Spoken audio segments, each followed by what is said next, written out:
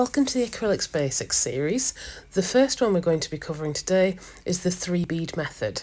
So you're going to start with a bead around about a third of the way up the nail. You're going to blend the back of that bead down so it's flush with the nail, and then you're just gently going to pattern press that towards the end of the tip.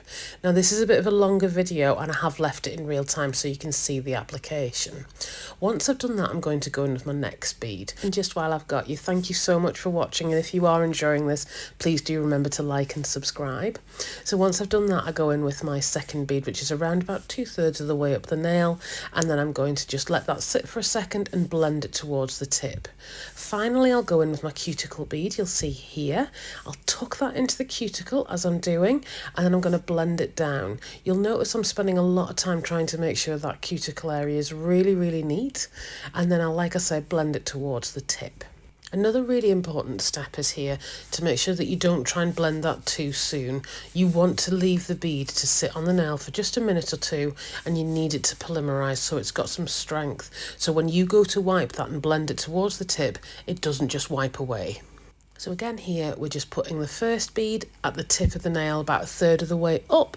We're going to blend the back of that back so it's flush, so the next bead that I put on doesn't have a huge mountain to climb as it goes over towards the tip. So you'll see again, just really gently tapping with the end of my brush to bring that down, and then I'm going to go in with my next bead, again blending the back of that bead into the nail so the bead behind it doesn't have a long way to go. I'm trying to make sure that my apex is in place and that my shape's all in place, and finally my cuticle bead.